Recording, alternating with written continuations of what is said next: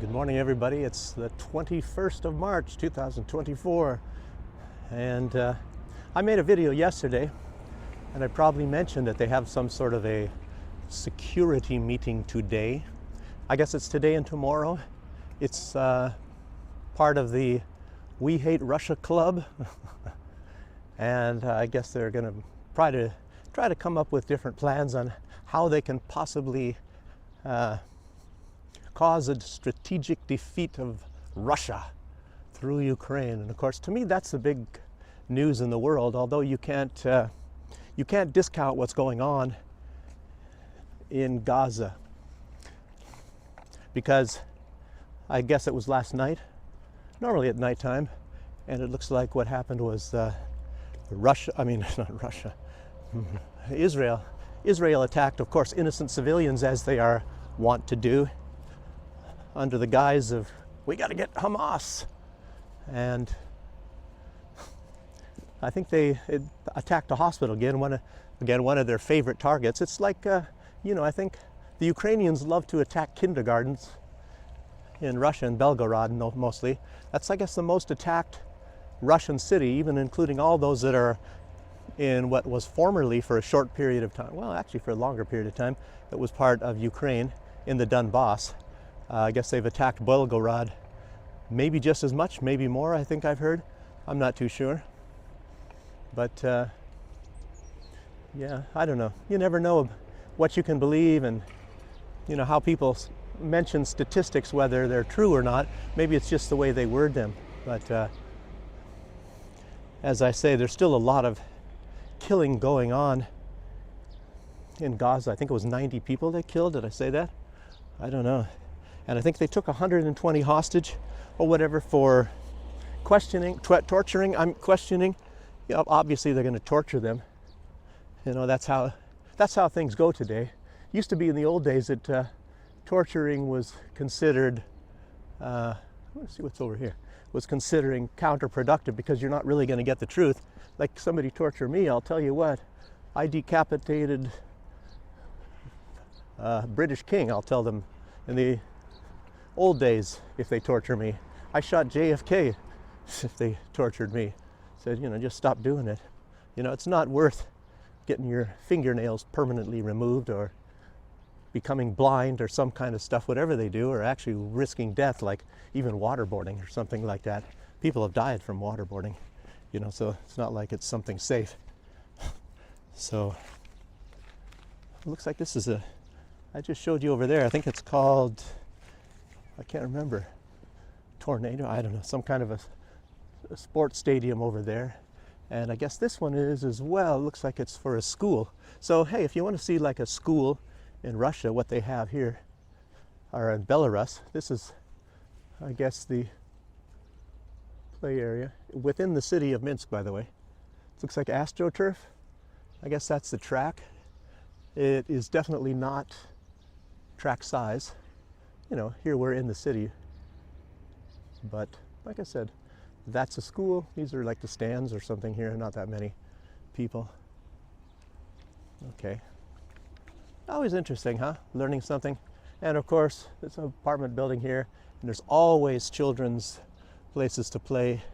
And this, believe it or not, that's probably a place you put your rugs over the top of that, bring some kind of a stick or something, and you beat on it. So you don't have to use your vacuum cleaner. And some people, they don't have carpets really in their place. We don't have carpets either. We have nice hardwood floors, and we have some rugs, but we use a vacuum cleaner most of the time. But if we ever want to, you could come outside and beat your rug. And they do a lot of that in a lot of places, depending on where you're at in Belarus or Russia. So, but anyway, here I'm yapping my jaws about this kind of stuff, and I'm not getting to the news. Not enough anyway. So let's talk a little bit about Schultz. Yesterday I talked a lot about Macron, all these terrible leaders. And these really are terrible leaders, because I don't really know what they're doing. A lot of time, hey, there's a kitty. Ignoring me. Maybe it has a hearing problem. Anyway, but you don't really know what these people are doing. They play these games. They say things for public consumption. They don't really mean it. Sometimes they do mean it. You know, your guess is as good as mine. They're just a bunch of tricks. It's not like here in Belarus where the leader's not going to put something out that he doesn't really mean. They're actually very, very honest. You know. Let's see. Torpedo. That's what this is called. See if I can get a better view of this through here. I guess that's a real grass, I guess. So that's a playing field of sorts. Keep forgetting this is wide angle lens. You guys can't see. It looks like it's a half a mile away. Oh, look at that. It's open. Probably they're doing some grounds work. So I'll just get in a little bit closer here and show it to you. Sorry, I'm not getting to the news very well, am I? Oops. Apartment buildings there. This is just kind of in a, it's not a suburb of Minsk, but it is in Minsk, but not in the center of Minsk. So I guess here you can watch soccer games and stuff like that. I hope it's much easier to see now. Hey, look, we got some blue sky. That smoke that you see coming out of that chimney up there, that's not pollution. That is steam. That is steam. It's a heating plant. You know, you won't see those working in the summertime. It's to heat all these houses. They have a system here called centralized heating, and it's all, the heating is it's all generated from these places, and then it's piped through pipes underground to all these apartment buildings. So it's very interesting. Centralized heating. Okay, so I'm trying to get to Schultz here. Schultz, you know, I think a lot of people are saying that he's really stupid. At least I think it was Dmitry Medvedev, who used to be the president of Belarus. He's the vice or the deputy Security Council head in Russia. And he might be in line in case, if they ever knock off Putin, probably will become the next president again. And you know how they play bad cop, or good cop, bad cop. You know, Dmitry Medvedev would sound like a real war hawk, I guess, real aggressive. And in truth, Putin is a moderate. I saw an interview with Jeffrey Sachs, part of the interview at least anyway, yesterday. And he said something like, oh, he's a tough guy. Jeffrey Sachs is very brilliant, you know, I like him, but he was wrong on that because Putin is definitely a moderate. He's let way too many things pass where other leaders would have acted immediately. He even admits it himself that he should have started the special military operation long before he did. Instead of waiting 8 years and 14,000 people lost their lives, he says he's neglectful and he should have actually started that much earlier. And he's probably right, but you know, he was trying to avoid bloodshed, the opposite of what the West says about Vladimir Putin. You know, I can respect what he said anyway. So, but you look at Schultz. At least he's been blocking shipping Taurus missiles, but of course, when he ships those missiles, he's got to send a whole crew of German soldiers to man them because they're very complicated apparently. Just like the HIMARS, like the United States obviously sends crews, you know, for HIMARS, and the United States has accused Russia of killing their volunteers, you know, military people that are firing off HIMARS to kill Russians, and Russia kills them instead, and Russia's the bad guy. So, you know, you guys all know that's what's going on anyway. But Schultz is also saying he will not allow Russia to dictate peace terms on Ukraine. Why would he say that? Unless Ukraine is actually losing. Very strange, isn't it? Or he would not allow Russia to take any terrain from Ukraine. But guess what? That's already happened.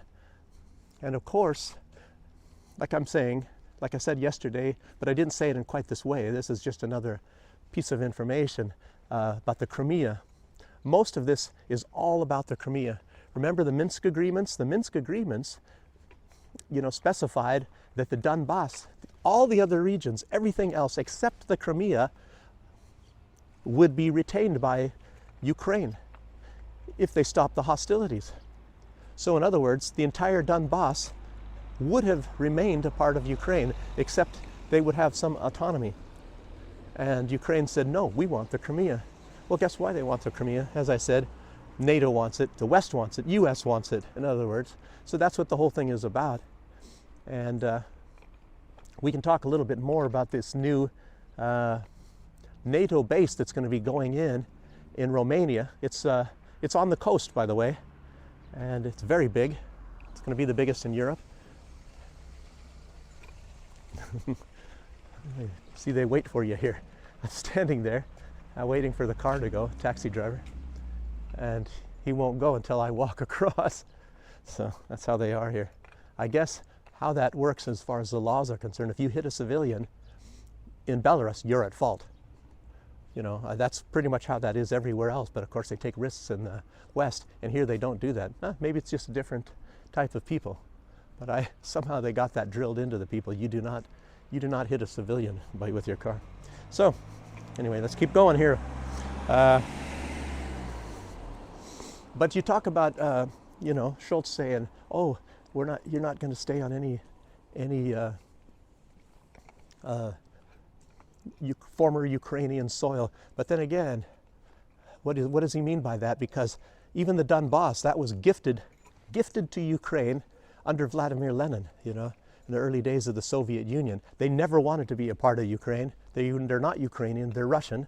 And of course, very small amounts of people in the area we know of as Ukraine, or the former Ukraine, are actually Ukrainian. Most all of them speak Russian.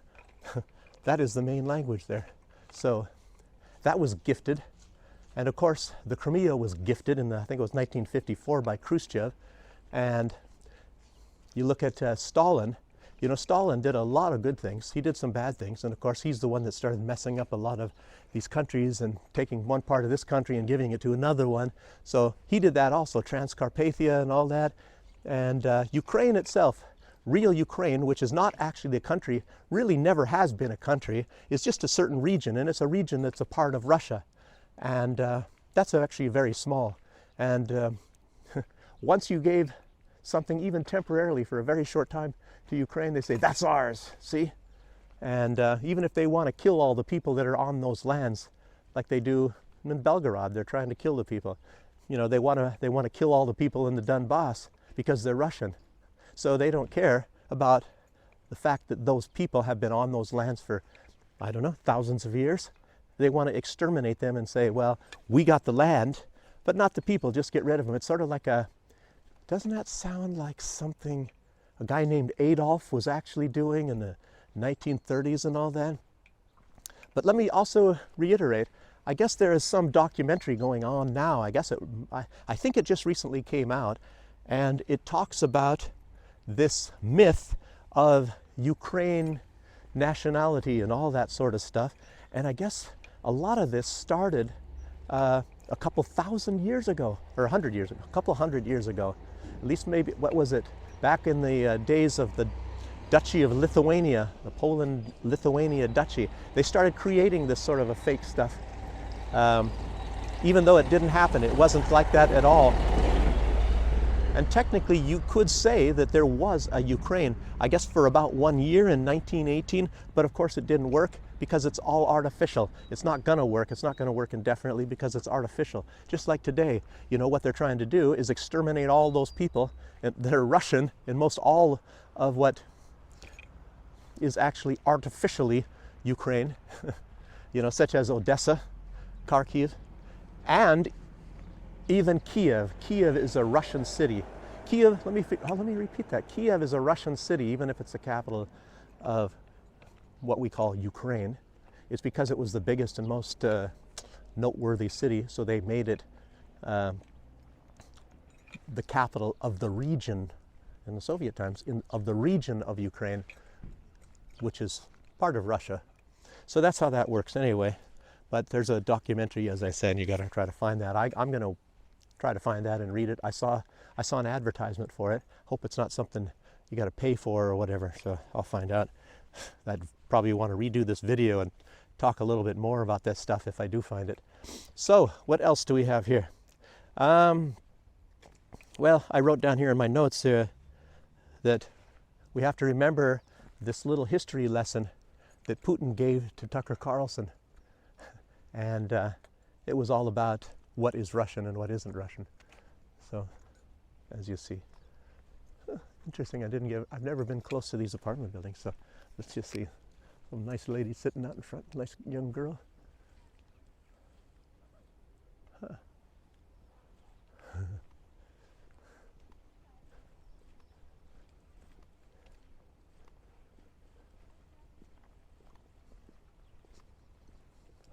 Young girl. Oh, there's a little bit older over there. You guys can't see it. Again, the heating plant over there. Huh, let's walk down this way. Yes. And although, another thing about Scholz, even though, at least in Russia proper, Putin got 87% of the vote, there was some regions, I guess in foreign countries, some places, I believe one place he only got 55% of the vote, but there are other areas that Putin got, believe it or not, 93% of the vote. So them trying to play around and say, well, I didn't even get to it, did I? Olaf Scholz is saying he's not going to use the title president whenever he speaks of Putin, because in his opinion, he says that Putin cheated on the vote and he's not the president, you know? What about Biden, I wonder? But what about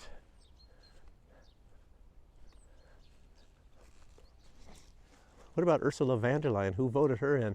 And there's so many others. These look like apple trees.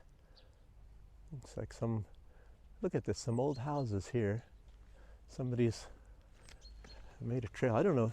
I wonder if this is some kind of public land. It looks like there's a trail going through. Looks like an old log cabin. I'll walk over that way. Even though that looks like an interesting place to go for a walk too. See some big, a lot of old houses over here. It's interesting. And a big apartment building. I don't even know why they put these funny structures on top of the buildings. I don't know if this is decoration or if it serves some sort of a purpose. Anybody out there that knows, please leave it in the comments. Okay, he's also saying, Olaf Scholz is saying, Russia is not strong.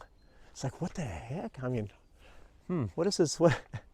Russia is not strong. They have the fastest growing economy in Europe. Germany has a sinking economy. I guess maybe that means that Germany is strong because everybody's abandoning the place.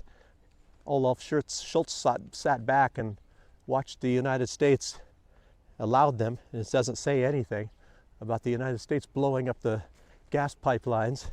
Country is a mess. Everybody acknowledges that. Germany is a mess. And yet Olaf Scholz says that Russia is not strong. Makes you wonder what kind of a judge he is. I'm going to see that house. I like it. Look at that. Look at huge beams of wood, if you can see from here. Typical old, I call them Russian houses. Makes you wonder how old that is. Maybe, I don't know, maybe 1920s or something like that. Too bad you can't see it closer. These doggone wide angle lenses. So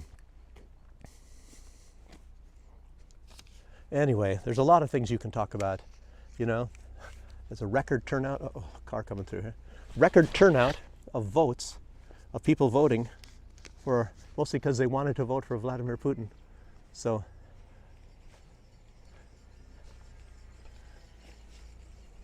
Russia is not strong. I don't know, is that some kind of projection? I have no idea. I'll tell you what, as I've been saying, and a lot of people say, you can't trust anything that comes out of the West anymore. It has almost no basis in truth whatsoever. Everything they say is completely the opposite of what the truth is, or it's just fake. It's just friggin' fake. I don't even know what to make of it. They think that they just state something and then your mind is going to be going and saying, yeah, because of this and because of that. I don't know. Really. Bunch of idiots as far as I'm concerned. I don't know. Like I'm saying, I started off talking today asking, is Scholz an idiot? Or or is this some sort of a game he's playing? It's just like Macron or Trudeau. I don't know, all these guys. Everybody already knows that Biden's in a different world. But maybe it was Schultz being affected by Macron calling him a coward. Look at this, a bear dog.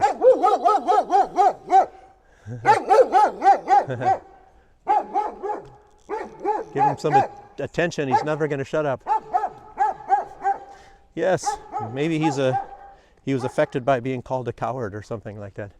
Here, look. Mustang. Some sort of American Mustang. Audi, German car, Ford, who knows where that's made. Okay. Kids coming out of an apartment building there.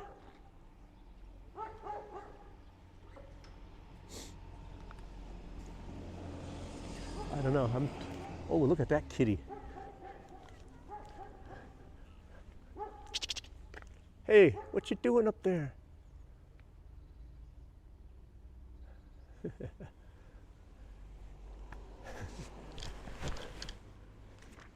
Maybe I shouldn't have said anything.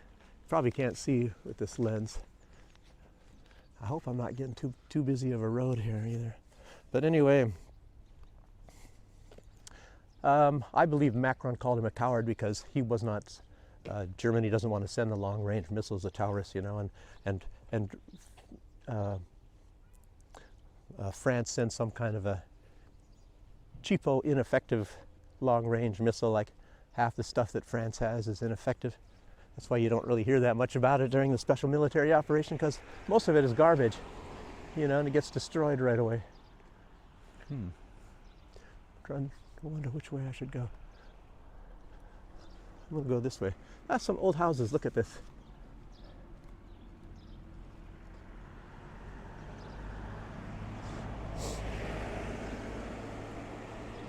Mitsubishi. Gosh, look at this. These people. I tell you what. It must be really dark in there with all these trees growing right onto the house, onto the roof. And this old house. I like that little house, but needs some work on it. Probably some old people. Sorry, I have to keep trying to throw this bag up on my shoulder. Gosh, look at this. Get rid of some of this.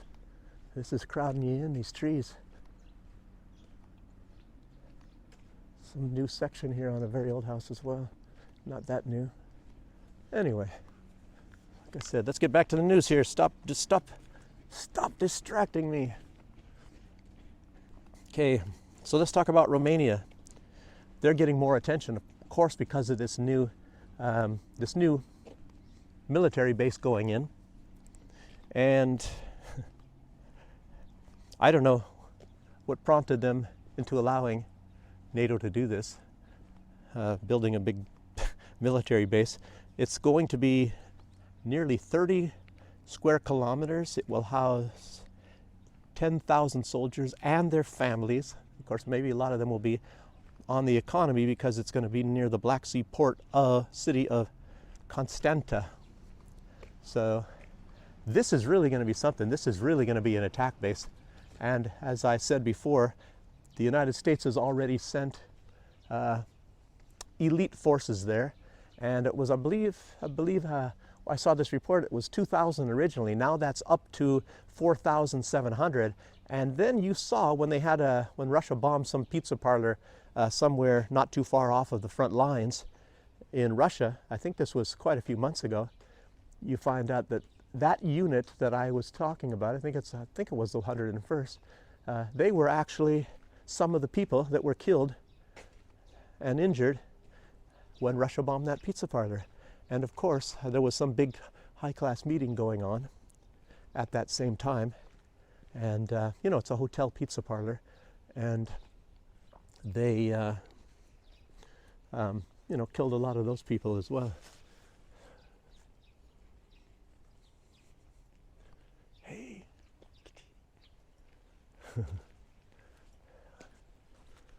Look at another cat over here. One-eyed cat back there. Old houses. Some of you like this, I know. A lot of people don't like these big apartment buildings. It's another black cat. Love black cats. What you doing out there? It's an old house. Makes you wonder what it would look like. Just a paint job, maybe. Okay. So, what else about this port city? There's going to be a huge Air Force presence, and obviously it's going to be a lot of drones. And if you guys haven't heard, Sersky, the new commander, and Ukraine in general are talking about they want to really, really drastically increase the amount of drones they're going to use. Australia has already sent thousands of drones. A lot of them are cardboard. They're lightweight. They're very easy to ship. They're very easy to build, apparently. And they've sent thousands of them to Ukraine. So you're going to see a big increase in the drone war very, very soon here. And Russia, of course, has already increased.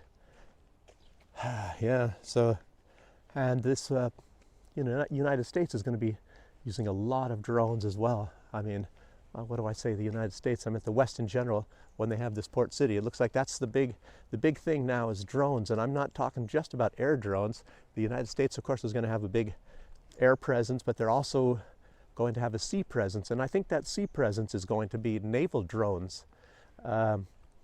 Russia has lost a big significant number of their Black Sea fleet.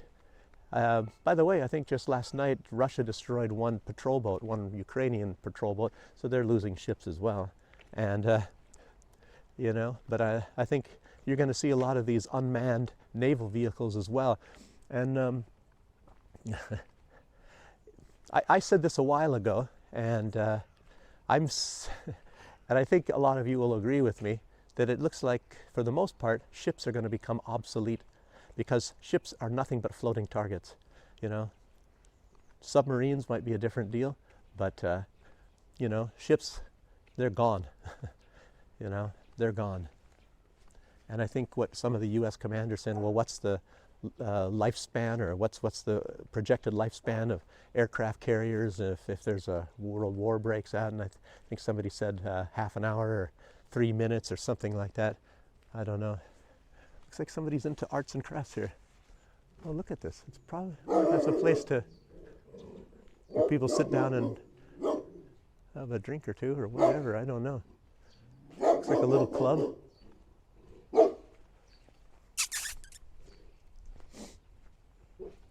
Interesting. Oh, they probably play cards, you see? Probably for card match. Looks like they got a Soviet star there. So I guess they're probably pro-Russia. Interesting little neighborhood. It's a very small, narrow street here. Hope I can find my way back home, everybody.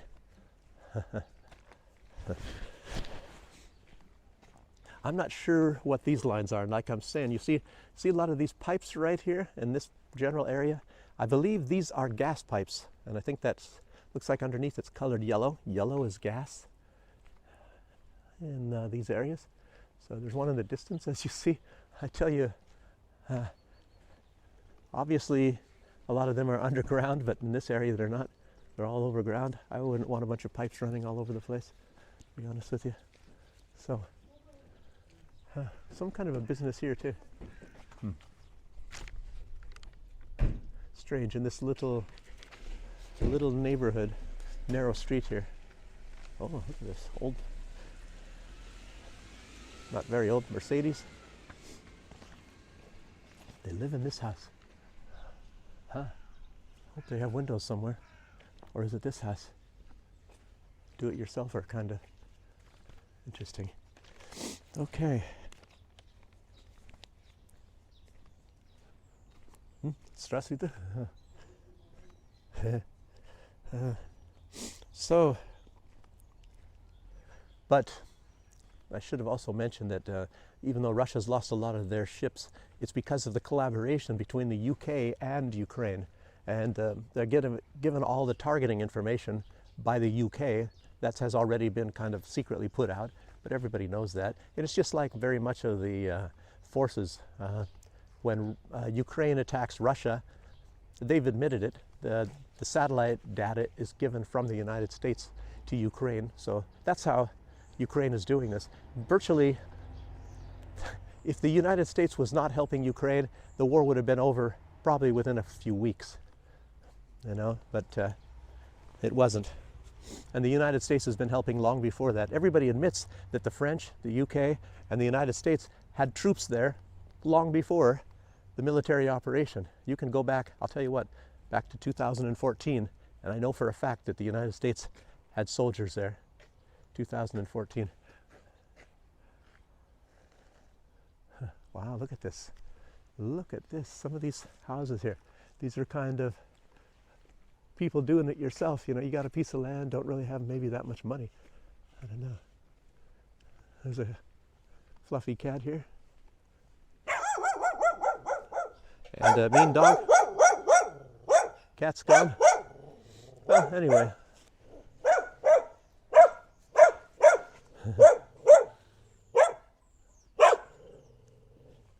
There goes the cat.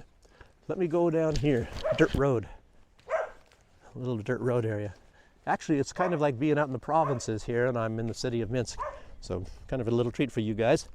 I'll tell you what, in case of a war, the United States also has a huge ballistic missile capacities in Romania. And if a war broke out, Russia would have to hit that immediately, because that's only minutes away from Russian territory. Just think, you could take out Krasnodar, Sochi, anything within a couple minutes, just a few minutes. And I don't even think that's double digits. I think that's in single digit minutes. So Russia would have to take those out immediately. That would have to be some of the first targets in case of any kind of a war. So this would be a very tricky thing if a war ever broke out. And that's of course probably one main reason why Russia is not interested and doesn't want to have a war, is because of that. But a lot of people are also talking about, and don't be fooled, that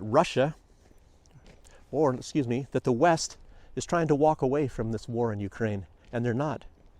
That's not the case at all. It's just changing. I said that yesterday. It's changing to a more long-term plan, as they see a strategic defeat of Russia will take a little bit more long-term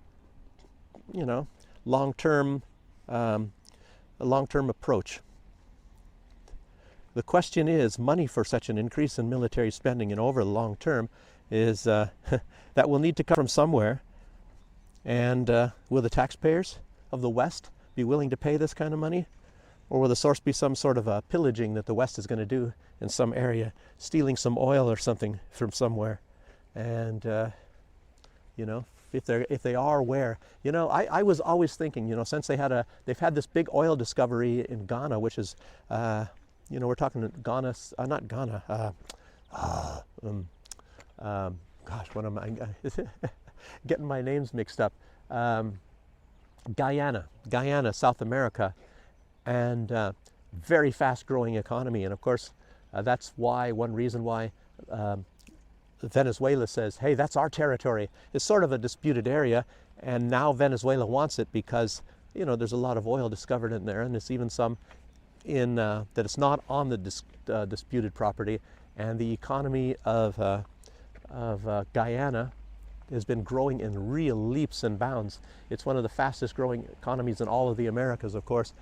And I'll bet that the United States, as a matter of fact, the United States is getting involved there, but I don't know to what extent. So that's kind of interesting. And, I don't know. So the vultures are coming in. One of them, sad to say, is Venezuela. Venezuela is not necessarily always the nice guys, or the protagonist, with the United States or some other places like that to be the antagonist. So just keep that in mind. Jeez, look at this. There's a huge, huge apartment building over there. I would imagine a couple thousand people live in it. I don't know if you guys can see it from that distance. Some other big blocks over there too. These are definitely Soviet things. Look at this. That one over there is big, but not as big as this other one. That one there has about 600 people in it. Wow. And that's, I don't know, maybe that's 4 blocks over there, but each one, it looks like, might have about 250, 300 people. They're all built close together. Huh. Jeez. I can almost bet you that was built in the Khrushchev times. They didn't build things like that in the Stalin times. Everybody in the West, of course, they're trying to tell you that Stalin is a really bad guy, and a lot of the things were inflated.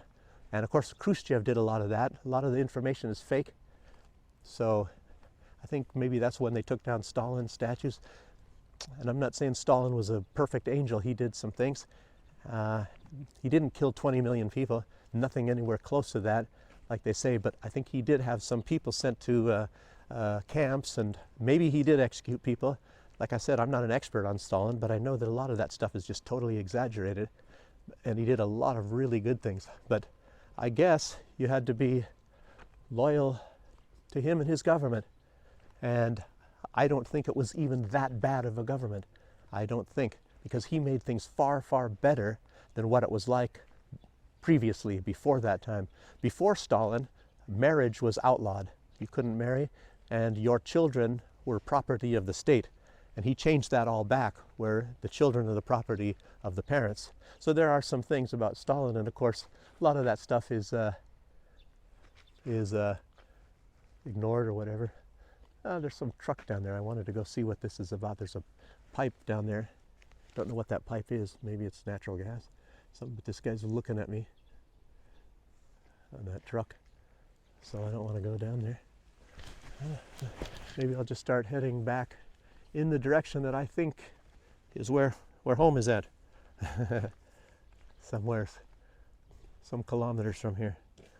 Maybe get on a bus or something. Okay. Long-term approach, that's kind of my theory, but I think you're going to see that. And I said that when I started this video also, that what's going on today and tomorrow is this security meeting between the Russian hating club, and they're going to figure out what they're going to do to try to enact a strategic defeat against Russia.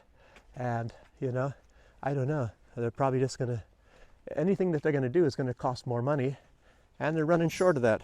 So NATO right now is supposed to have 3.5 million soldiers in uniform, which can be increased to 8 million within 3 years. So watch and see if they continue to grow. Some countries have been growing. You know, Poland's been growing.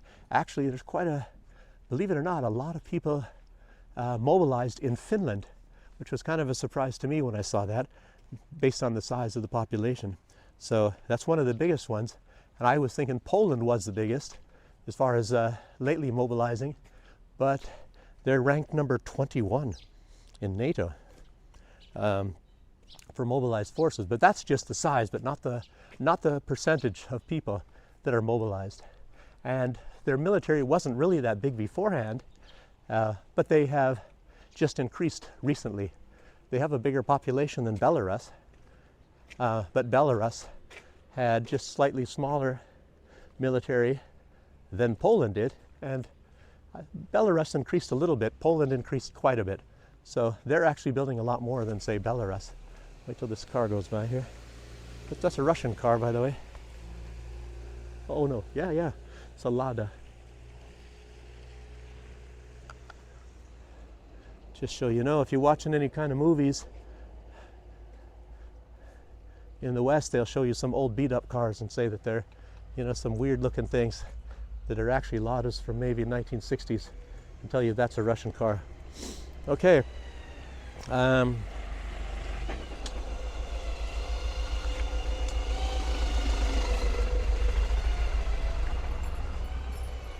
Jeez. I don't know. This looks like a busy corner. There, lots of cars.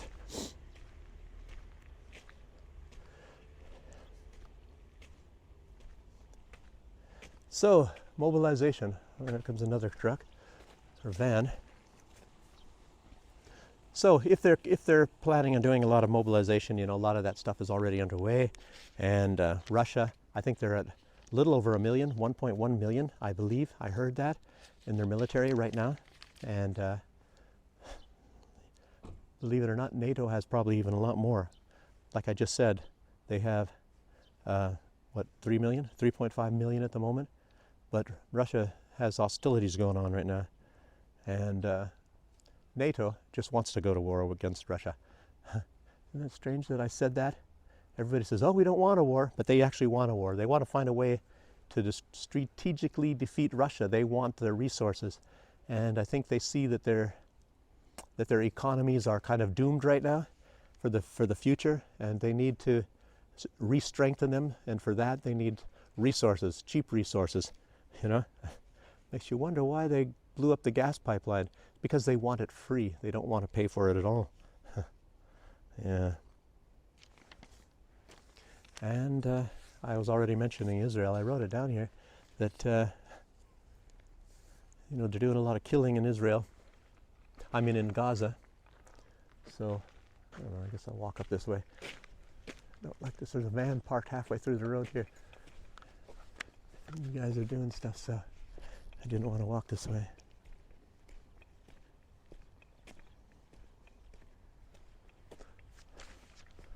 Okay. A lot of apple trees, I'll tell you what, in Belarus. I'm thinking they're apple. Might be cherry. Fruit trees, anyway.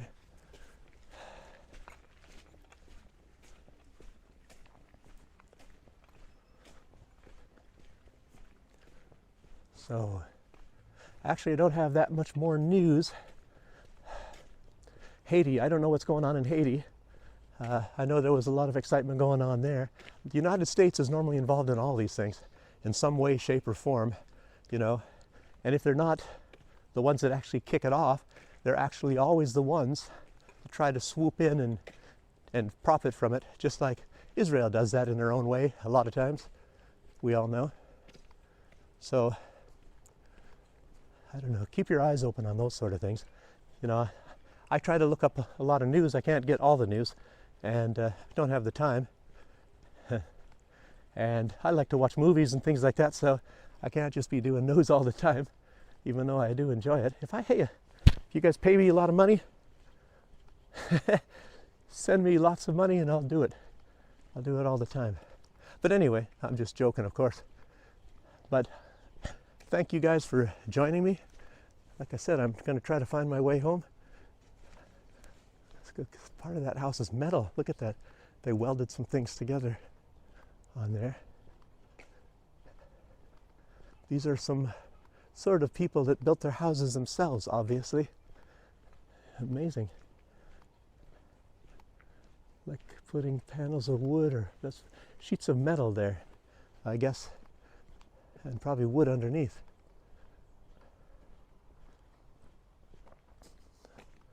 Jeez. I think I'm going further away from the direction I want to go. I don't know, you guys can have a little tour here of a back street here in Minsk. I'll tell you what, these houses are quite cheap, in truth. Believe it or not, houses are very cheap in this country. What's cost more are apartments. You know, I'll tell you why. Because here, in Belarus, heating, if you're living in an apartment, the government pretty much owns all apartment buildings. And when you own an apartment in that building, they do renovation somewhat regularly. I don't know how many years. After 10 years, I have no idea. Or maybe when needed. And they renovate everything. They do the roof, they do the facade, and the back, the entire building actually. But you know, like in our case, like a lot of people's cases, you know, you live in an apartment, there is another building where you have like a supply room, you know, to put your stuff in, just some sort of a storage, you know. And they didn't renovate that. They don't renovate the stairwell, they just do like the pipes and the electricity and things like that throughout the entire building. So everything is renovated like in that way. And of course, you're responsible for your apartment your apartment itself, as well as the windows. They don't put new windows in for you. A lot of time on the balcony, and it has to be uniform. So we have this, I think our balcony is worse than the original part of the original thing is still there. It was some sort of a wrought iron sort of a thing, and it was lower. And then they put, I can't see anything right now. Like even that one, that building has wrought iron, I can see, but they don't have much of a balcony. As a matter of fact, I don't even know if it's a balcony at all. You can just kind of lean outside after you open up the windows or something. I don't know. But we have a real balcony, much smaller than I would rather have, of course. But anyway, they put some kind of a aluminum sort of stuff there to make it look good rather than to be as much functional, because if you're sitting on the balcony, you got to get like a bar stool in order to watch people walking by on the streets or see what's going on, rather than just sitting down on a regular chair and looking off your balcony and seeing what's going on. So, but you know, there's of course advantages of having a house. Then you can have if you have a garden, you can grow some crops. But inside of a city, as you see, you don't get much of a yard. So here's somebody, you know, they kept their house up. It looks real nice, actually, the woodwork here. It's a log cabin sort of a house. Let me get a little bit closer. And for any of you interested, on Sunday, we're having a real estate guy come. Yeah, nice looking house on the outside. So it's very small, of course. I would want it to be almost twice that size, but real nice, big, thick timber walls, log cabin sort of a deal. Beautiful. And of course, there's these old ones here. It's much like the one I kind of showed earlier. Trees are cramping in. Look at that. Somebody, look at that. There's a tree right over there. It's even touching the house, the trunk. I'll tell you, just think of what the roots are doing underneath there. Unfortunately, that tree would have to go. Have to kill it somehow. I don't know. You can probably buy these houses, like I said, very cheap. Let me guess. I would even say, look at here's some, see, they do have garbage here. Somebody probably threw it over the side here. I'll bet nobody lives in this house. You could probably pick it up for, let me guess, 15,000, something like that. But as I say, you have to put in your own heating system and all that. And I don't know, maybe it's less than that.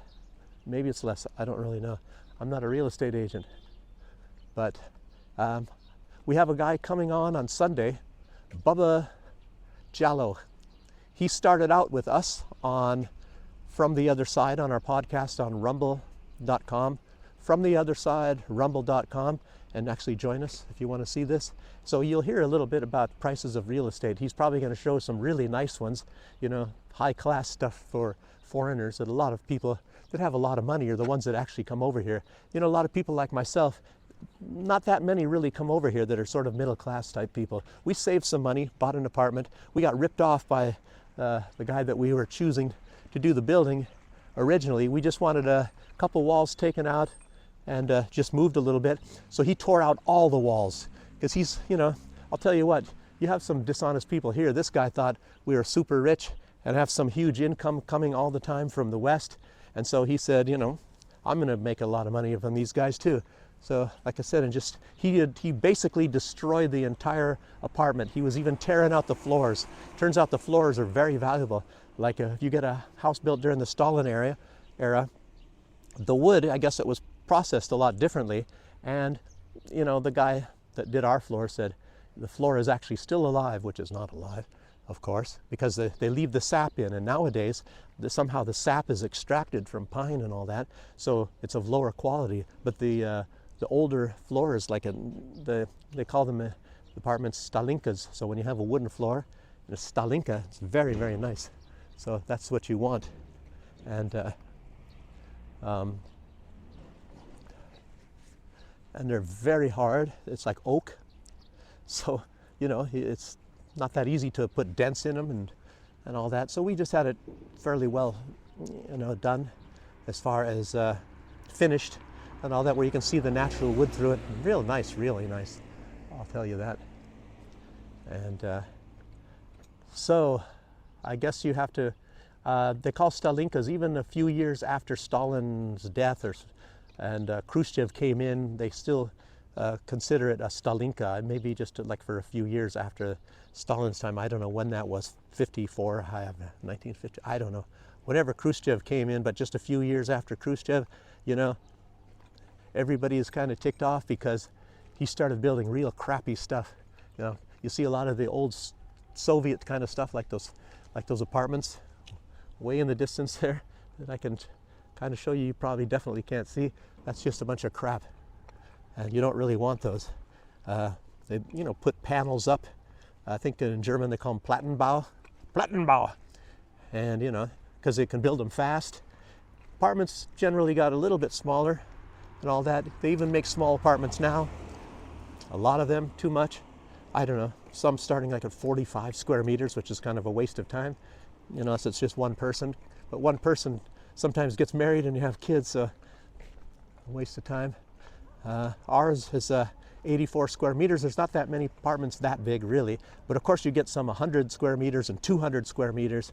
You get bigger ones, but there's just less and less as the size gets bigger.